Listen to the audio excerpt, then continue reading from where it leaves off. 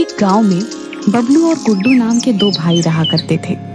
बबलू गुड्डू से उम्र में बड़ा था और वो हमेशा गुड्डू से छोटी छोटी बात पर झगड़ा करता रहता था। इस बात से उसके पिता हरिया बहुत चिंतित रहा करते थे। एक दिन बबलू गुड्डू से बगैर किसी बात के झगड़ा कर रहा था कि तभी वहां पर हरिया आ गया। मेरी समझ में नहीं आता बबलू, आखिर तुम्हें गुड्डू से क्या समस्या है? तुम हर छोटी छोटी बात पर गुड्डू से झगड़ा करते रहते हो। हाँ, आप तो गुड्डू का ही पक्ष लेंगे पिताजी, क्योंकि ये आपका लाडला बेटा जो है। ऐसी बात नहीं है बेटा, जितना प्रेम मैं गुड्डू से करता हूँ उतना ही प्रेम मैं तुमसे भी करता हूँ। मेरी समझ में ये नहीं आता कि आखिर तुम्हारे दिमाग में इतनी नफरत भर कौन रहा है। झूठ मत बोलिए पिताजी, सच तो यह है कि आप गुड्डू को हमेशा से मुझसे ज्यादा प्रेम करते हैं। आप हमेशा गुड्डू का ही पक्ष लेते हो। आप गुड्डू की बड़ी से बड़ी गलतियों को ऐसे नजरअंदाज कर देते हो जैसे कि उसने कोई गलती की ही नहीं, बल्कि कोई महान कार्य किया हो। अपने बड़े भाई और पिता की बहस को गुड्डू काफी देर से सुन रहा था। वह बबलू की ओर देखकर बोला, ऐसी बात नहीं है भैया, जब मैं कोई गलती करता हूँ तो पिताजी मुझे डांटते भी हैं, लेकिन बस मेरी समझ में नहीं आता कि आखिर आपको मुझसे इतनी चिढ़ क्यों है। आखिर मैं आपका छोटा भाई हूँ। मेरा कोई छोटा भाई नहीं है, मैं अपनी माँ की इकलौती संतान हूँ, समझा। मेरी माँ के मरने के बाद पिताजी ने तुम्हारी माँ से विवाह कर लिया। तुम पिताजी की संतान जरूर हो, लेकिन मेरे कोई भाई भाई नहीं हो। बस बहुत हो गया बबलू, अब मुझे यह बताओ कि आखिर तुम गुड्डू से झगड़ा क्यों कर रहे थे? हमारे गांव की जमीन पर गुड्डू मुझसे बगैर पूछे एक ढाबा खोलने की तैयारी कर रहा था। उसे ढाबा खोलने के लिए मैंने ही बोला था। तुम तो कोई काम काज करते नहीं हो, और अब मैं बूढ़ा हो चुका हूँ। गुड्डू ही परिवार का खर्च उठाता है। बस अब यही सुनना बाकी रह गया था। तो आप ये कहना चाहते हैं कि मैं इसके टुकड़ों पर पल रहा हूँ? पिताजी, वो जमीन मेरी है। मैं उस जमीन पर गुड्डू को कोई ढाबा नहीं खोलने दूंगा। इतना कहकर बबलू क्रोधित होकर घर से बाहर निकल गया और गुड्डू अपने पिताजी की ओर देखकर बोला, अब आपको भैया से इतनी सख्ती से बात नहीं करनी चाहिए थी। पिताजी, आपने उनसे ऐसा क्यों कहा कि घर का खर्चा मैं ही उठाता हूँ? उनको कितना बुरा लगा होगा। तुम वाकई बहुत भोले हो गुड्डू। तुम्हारा बड़ा भाई तुमसे बगैर बात के झगड़ा करता रहता है, और फिर भी तुम्हारे मन में उसके लिए इतना प्रेम और स्नेह है। वो मेरे बड़े भाई है पिताजी, उन्हें मुझसे झगड़ने का पूरा अधिकार है। भैया मन के इतने बुरे भी नहीं है पिताजी, उन्हें जरूर कोई मेरे खिलाफ और आपके खिलाफ भड़काता रहता है। मुझे याद है बचपन में जब मैं दूसरी कक्षा में था और भैया 5वीं कक्षा में थे, भैया मुझे कितने प्रेम से मेरी उंगली पकड़कर मुझे विद्यालय ले जाया करते थे। मुझे तुम पर गर्व है बेटा कि मुझे तुम्हारे जैसी संतान मिली। इतना कहकर हरिया ने गुड्डू को गले से लगा लिया। उधर बबलू क्रोधित होकर सीधा गांव के व्यक्ति रोशन के पास पहुंच गया। रोशन एक कपटी व्यक्ति था जो अंदर ही अंदर हरिया से बहुत जलता था। वो काफी वर्षों से बबलू के कान भर रहा था। बबलू को अपनी तरफ आते देख रोशन मुस्कुराता हुआ बोला, क्या बात है बबलू, लगता है अपने छोटे भाई गुड्डू से फिर से झगड़ा करके आए हो तुम। अब तो हद पार हो गई है रोशन चाचा। आज तो मेरे पिताजी ने ये तक बोल दिया कि परिवार का खर्चा भी गुड्डू ही उठाता है, मानो कि मैं कुछ करता ही नहीं। अरे तुम्हारे पिताजी ने तुम्हें साफ साफ समझा दिया कि तुम गुड्डू के टुकड़ों पर ही पल रहे हो। तुम उन दोनों के लिए बोझ हो। मैं अब इस गांव में नहीं रहूंगा रोशन चाचा। मैं अपने परिवार को छोड़कर हमेशा के लिए चला जाऊंगा। अरे ऐसी गलती मत करना बबलू। अगर तुमने ऐसा किया तो गुड्डू अपने मकसद में कामयाब हो जाएगा, समझो। वो तुम्हारे पिताजी की सारी संपत्ति पर कब्जा कर लेगा। मत भूलो, हरिया की संपत्ति के असली वारिस तुम हो, ना कि वो गुड्डू। तुम्हारे पिताजी ने सबसे पहले तुम्हारी माँ से विवाह किया था भाई। आखिर पिताजी ने दूसरा विवाह क्यों किया? तुम्हारे पिताजी एक बहुत ही कठोर स्वभाव के व्यक्ति थे, एक नंबर के चरित्रहीन थे। तुम्हारी माँ जब जीवित थी तो वो हरिया के स्वभाव से बहुत चिंतित रहती थी, और इसी चिंता में वो स्वर्ग सिधार गई। तुम्हारे पिताजी शायद इसी दिन का इंतजार कर रहे थे। कुछ ही दिन बाद उन्होंने गुड्डू की माँ से विवाह कर लिया, जिनका देहांत अभी 2-3 साल पहले ही हुआ है। तो फिर आप ही बताइए रोशन चाचा कि मैं क्या करूं? हरिया के जो वकील हैं वो मेरे बहुत अच्छे मित्र हैं। अभी कुछ दिन पहले ही हरिया अपने वकील के पास वसीयत बनवाने के लिए गए हुए थे। ये बात मुझे वकील ने ही बताई, और जानते हो उन्होंने अपनी सारी संपत्ति किसके नाम करवाई है? किसके नाम रोशन चाचा? उन्होंने अपनी सारी संपत्ति गुड्डू के नाम कर दी है भैया। ये बात मुझे उनके वकील ने ही बताई। अगर तुम्हें मेरी बात पर विश्वास न हो तो तुम स्वयं जाकर वकील से पूछताछ कर सकते हो। अगर ऐसी बात है रोशन चाचा, तो फिर मैं गुड्डू को छोड़ूंगा नहीं। ऐसी गलती भूलकर भी मत करना। मेरे पास एक और उपाय भी है। कैसा उपाय रोशन चाचा? मैं तुमसे अभी कुछ देर पहले कह रहा था कि वो वकील मेरा बहुत अच्छा मित्र है। वो मेरे कहने पर वसीयत तुम्हारे नाम पलट देगा। पर इस बात का पता हरिया को कभी नहीं चल पाएगा। जब हरिया इस दुनिया से चला जाएगा तो सारी संपत्ति के वारिस तुम हो जाओगे। उसके बाद तुम गुड्डू को धक्के देकर बाहर निकाल देना। इस राज को तुम्हारे, मेरे और वकील के अलावा कभी कोई नहीं जान पाएगा। अगर तुम कहो तो मैं उस वकील से बात कर लेता हूँ।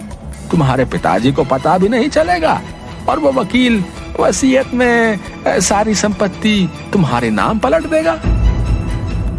तभी वहाँ पर रोशन की बेटी उषा आकर बोली, पिताजी आपको माँ बुला रही हैं। रोशन उषा की बात सुनकर वहाँ से चला गया। उषा बबलू की ओर प्यार से देखने लगी।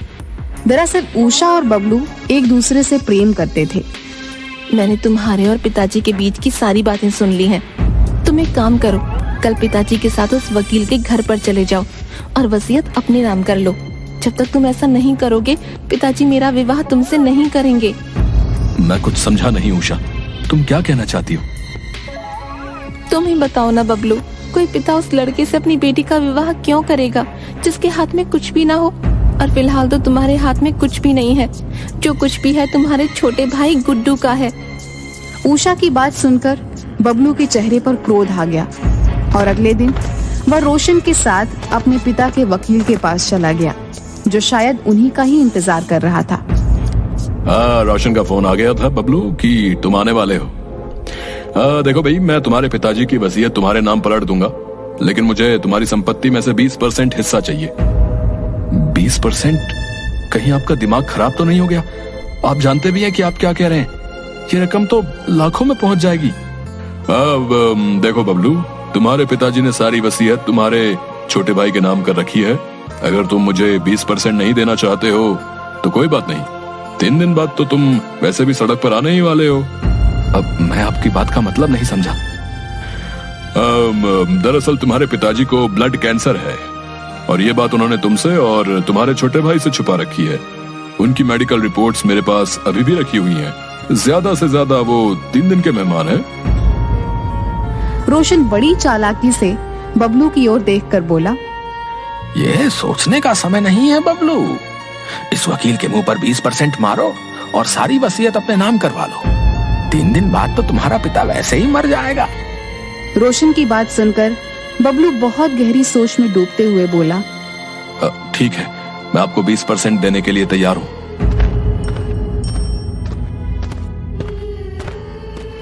तो यहाँ अपना अंगूठा लगा दो और टेंशन फ्री होकर अपने घर चले जाओ, ठीक है? वसीयत तुम्हारे पिताजी के मरने के बाद ही सुनाई जाएगी। बबलू अंगूठा लगाकर रोशन के साथ लौट आया और 3 या 4 दिन के बाद अचानक हरिया की तबीयत बिगड़ गई और उनकी मौत हो गई। गुड्डू फूट फूट कर रोने लगा। सारे गांव वाले वहां एकत्रित हो गए कि तभी वो वकील वहां पर आ गया। गुड्डू, मैं तुम्हारे पिताजी का वकील हूँ। मैं यहाँ पर यह बताने के लिए आया हूँ कि तुम्हारे पिताजी ने संपत्ति किसके नाम की है। ये बात आप कल आकर बता देना। मैं अभी सुनने और समझने की स्थिति में नहीं हूँ। मैं अपने पिताजी से बहुत प्रेम करता था, वो मुझे छोड़कर चले गए। मैं अकेला रह गया। देखो, ये मेरी मजबूरी है गुड्डू। तुम्हारे पिताजी का आदेश था कि उनके मरने के 2 घंटे बाद वसीयत पढ़कर सुना दी जाए। वसीयत के मुताबिक सारी संपत्ति उन्होंने तुम्हारे बड़े भाई के नाम कर दी है। इतना कहकर वकील वहां से चला गया, मगर गुड्डू को वकील की बात से कोई फर्क नहीं पड़ा। वह फूट फूट कर रोता है। हरिया का अंतिम संस्कार बबलू ने किया। शाम के वक्त गुड्डू रोता हुआ जब घर पर आया तो बबलू क्रोधित होकर गुड्डू से बोला, पिताजी ने सारी जायदाद मेरे नाम कर दी है गुड्डू। अब तुम्हारे लिए इस घर में कोई जगह नहीं। तुम यहाँ से निकल जाओ। ये आप कैसी बातें कर रहे हैं? मैं भला कहाँ जाऊंगा? मेरा तो अब आपके अलावा संसार में कोई नहीं है। तुम्हारे संसार में सिर्फ पिताजी थे जो अब चले गए, तो कृपा करके तुम भी यहाँ से चले जाओ। ऐसा मत कीजिए भैया, ऐसा मत कीजिए। मुझे इस घर में एक छोटी सी जगह दे दीजिए, मैं सारा जीवन उसी जगह में रहकर बिता लूंगा। इस घर में तुम्हारे लिए कोई जगह नहीं है। इतना कहकर बबलू ने गुड्डू को धक्के देकर घर से बाहर निकाल दिया। गुड्डू रोता हुआ वहां से चला गया। अगले दिन बबलू ने उषा से धूमधाम से विवाह कर लिया। गुड्डू 2 दिन तक भूखा प्यासा दूसरे गांव में भटकता रहा कि तभी उसे खेतों में बना हुआ एक घर नजर आया। गुड्डू वहां पर चला गया। वह व्यक्ति गुड्डू की ओर देखकर बोला, अरे मैं तो तुम्हें जानता हूँ, तुम हरिया के ही पुत्र हो ना? हाँ। अब मेरा नाम सुखिया है। मुझे 2 दिन पहले ही पता लगा कि हरिया अब इस दुनिया में नहीं रहे, लेकिन बबलू ने तुम्हारे साथ अच्छा नहीं किया। ईश्वर उसे कभी माफ नहीं करेगा। अरे आप तो मेरे पूरे परिवार को जानते हैं। इस घर को और इस खेत को देख रहे हो, ये घर तुम्हारे पिताजी का ही दिया हुआ है। हम सब तो सड़कों पर मारे मारे फिर रहे थे, तुम्हारे पिताजी ने ही हमें सहारा दिया। आज से इस घर और इस खेत के वारिस तुम हो। उस दिन के बाद से उसी घर में गुड्डू रहने लगा। वह दिन भर खेतों से मेहनत करके आता और शाम के वक्त घर पर सो जाता। उधर बबलू एक दिन शाम के वक्त जब अपने घर पर लौटता है तो उसने देखा कि रोशन और उसकी पत्नी उसी के बारे में बात कर रहे थे। बबलू चुपके से उनकी सारी बातें सुनने लगा। पिताजी, आपके कहने पर मैंने उस बबलू से विवाह कर लिया। अब तो सारी संपत्ति मैंने आपके नाम भी कर दी है। अब मुझे उससे छुटकारा दिलाइए। चिंता मत कर बेटी, मैं सही मौके की तलाश में हूँ। इस संपत्ति को हड़पने के लिए बरसों इंतजार किया है। मैं नहीं चाहता कि मेरी छोटी सी गलती मेरी वर्षों की मेहनत पर पानी फेर दे। है? मैं तो ये उपाय सोच रहा हूँ कि बबलू को जड़ से खत्म ही कर दिया जाए। यह सुनकर बबलू बुरी तरीके से आश्चर्य में पड़ गया और क्रोधित होकर सीधा रोशन के सामने आकर बोला, मुझे तुमसे ये उम्मीद नहीं थी रोशन। तो इसका मतलब पिताजी सही कहते थे। तुम हमेशा मेरे परिवार के खिलाफ मेरे कान भरते रहते थे। और उषा, तुम तो मेरी पत्नी हो। काहे की पत्नी? मैंने सिर्फ पिताजी के कहने पर तुमसे विवाह किया है।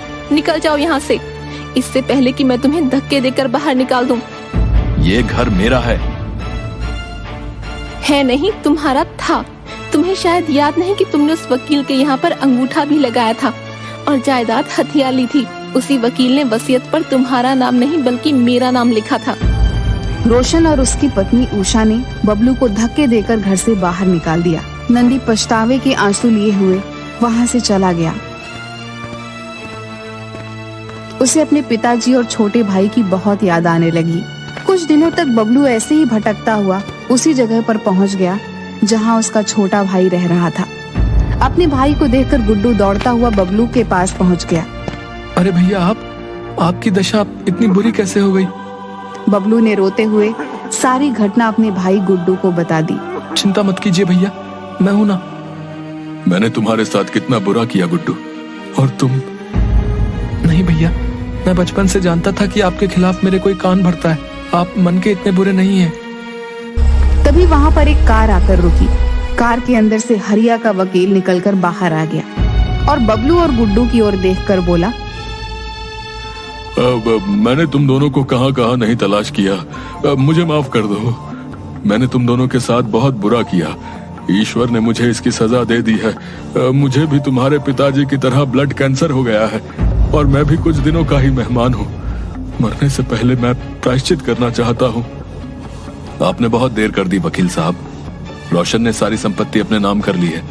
आपने जो अंगूठा मुझसे लगवाया था उसका फायदा मेरी पत्नी और रोशन दोनों ने उठाया। ऐसा नहीं है बबलू। दरअसल हरिया जी ने तुम दोनों को अपनी आधी आधी संपत्ति नाम की थी। आधी संपत्ति का वारिस गुड्डू आज भी है। रोशन ने सिर्फ तुम्हारे ही हिस्से की संपत्ति अपने नाम की है। ये क्या कह रहे हैं आप? मैं बिल्कुल ठीक कह रहा हूँ। बचपन से ही तुम्हारे पिताजी और छोटे भाई के खिलाफ तुम्हें भड़काता रहा, यहाँ तक कि उसने अपनी बेटी का विवाह भी तुम्हारा विश्वास जीतने के लिए कर दिया।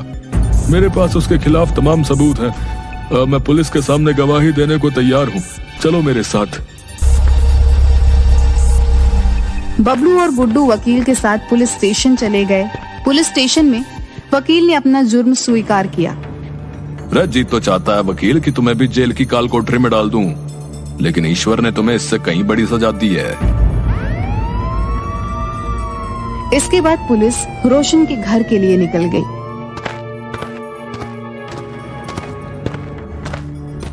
अरे पकड़ लो हवलदार ने। अरे अरे अरे ऐसे कैसे घुसे जा रहे हो? अरे क्या गुंडागर्दी है भाई? अरे गुंडागर्दी तो अब हम दिखाएंगे कैसी होती है। अरे थाने ले चलो इन दोनों को। अरे साहब बताइए तो सही क्या बात है? अगर हमसे कोई गलती हो गई है तो ले दे के रफा दफा करते हैं ना, इतनी तकलीफ ना लीजिए आप। एक ऑन ड्यूटी ऑफिसर को रिश्वत देता है? अरे रुक तू, तेरे पे ऐसी धारा लगाऊंगा कि देखते हैं कि कैसे बाहर निकलता है। अरे रुक तू। पापा ये सब क्या हो रहा है और मेरे पापा को कहाँ ले जा रहे हो? मैं बताऊं कहाँ ले जा रहे हैं? तुम्हें तुम्हारे असली ससुराल, वहीं बैठकर बर्बाद करना तुम लोगों की जिंदगी। वकील जी, आपने अपना सारा जुर्म कबूल कर लिया है, अब तुम्हारी बारी। जाओ अब निकलो यहाँ से। सही कहा है किसी ने, जैसा करोगे वैसा भरोगे। तुम अपना मुंह बंद करो, समझे? मैंने कुछ नहीं बोला। अरे चलो अब, सारी बातें यही करनी है क्या देवी? कुछ बातें थाने के लिए भी छोड़ दो। अरे ले चलो इन्हें। मेरे लिए फीमेल कांस्टेबल लाओ पहले, फिर यहाँ आना। उसका भी पूरा इंतजाम है। गाड़ी में सीसीटीवी कैमरा लगे हुए हैं, लाइव रिपोर्टिंग की जा रही है हेडक्वार्टर में। अब तो चल सकती हो ना? अरे ले चलो इन्हें। इतना कहकर इंस्पेक्टर ने रोशन और उसकी बेटी को गिरफ्तार करके जेल में भेज दिया। बबलू और गुड्डू सगे भाइयों की तरह आपस में फिर से रहने लगे।